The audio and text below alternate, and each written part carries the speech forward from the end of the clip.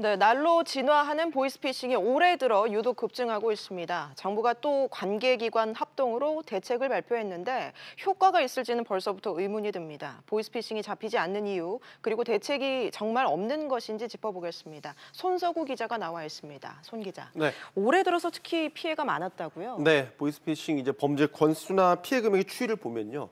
작년까지는 계속해서 하향 안정되는 그런 추세를 보이다가요.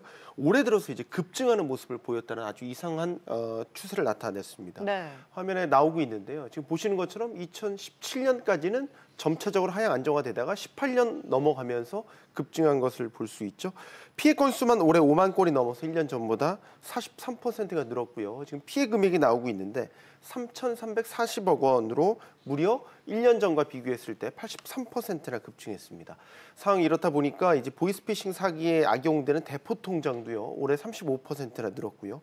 최근에는 이제 신종 수법으로서 메신저 피싱이라든지 불법 애플리케이션을 통한 보이스피싱 범죄도 1년 사이에 따져보니까 한 3, 4배 정도씩 다 늘었습니다.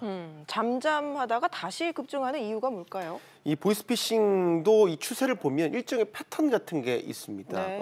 금융사기 범죄를 이제 처벌하고 단속하는 통합법이 2011년 3월에 제정이 됐는데 이 통합법이 제정된 이후에 경찰이 집중 단속을 벌이면서 이른바 총책이라고 불리우는 이 범죄 조직들이 국내에서 소탕되거나 해외로 도피를 했습니다.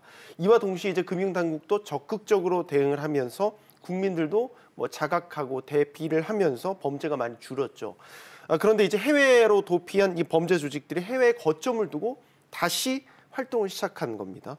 거기다가 이제 스마트폰이나 SNS가 활성화되면서 이들이 시도하는 범죄 유형이나 종류가 다양해지고 지능적으로 변모한 것이 범죄 급증의 원인으로 지목되고 있습니다. 수법이 날로 진화하고 있는데 정부 대책도 이에 맞춰서 좀 변화가 있습니까? 그렇습니다. 대표적인 예가 이제 우리나라 국민들이 가장 많이 사용하는 메신저 앱이죠. 카카오톡. 이 화면 창을 보면요.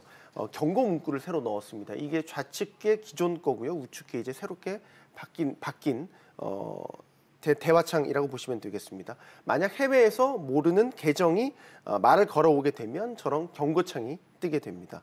역시 메신저 계정을 도용한 범죄에 대처하기 위함이죠. 최근에 또 인터넷 전문은행을 통한 비대면 계좌 개설도 활성화됐는데 본인 확인을 위해서 이제 신분증 촬영을 모바일로 전송을 하게 되면 이제 이를 은행들이 유관으로 전수조사하게끔 의무화하는 그런 방안도 포함됐습니다. 최근에 또 이 전화번호를 마치 이제 계좌처럼 사용해서 송금을 하는 그런 것도 늘어나게 되면서 이 선불업자를 활용한 범죄들도 늘어나고 있거든요. 이렇기 때문에 이 사기자 앱 이용을 정지할 수 있도록 약관 개정도 추진키로 했습니다. 또한 이 피싱 범죄를 미리 분석을 해서 사전에 경고할 수 있는 인공지능 기반의 앱도 개발한다는 방침도 포함됐습니다. 네, 정부가 대책을 내놨지만 이게 효과가 있을까 좀 의문이 드는 게 네. 항상 사후 약방문식인 것 같아요. 2011년에 이 통합법이 제정된 이후에 이 범정부 차원의 종합대책이 나온 게 이번까지 포함해서 3차례거든요. 그럼에도 이제 근절되지 않는 데에는 사실 대책보다 더 빨리 이런 보이스피싱 수법이 앞서가기 때문이다라는 지적이 나옵니다. 네. 물론 대책이 아예 없는 건 아닙니다. 예를 들면 뭐 지연 인출, 지연 이체라는 제도가 있는데 지금 이 현행은 소비자 선택 사항이고요. 예를 들면 지연 인출은 30분 정도, 지연 이체는 3시간 단위로 설정해서 이용을 할 수가 있는데 이게 소비자 선택 사항이기 때문에 유명무실한 면이 좀 있습니다.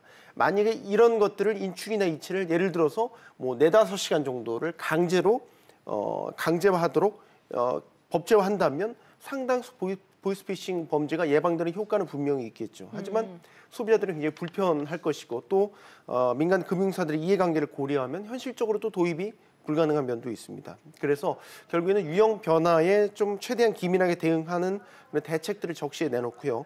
대국민 홍보라든지 캠페인도 중요하다고 입을 모으고 있습니다. 알겠습니다. 손 기자 얘기 잘 들었습니다.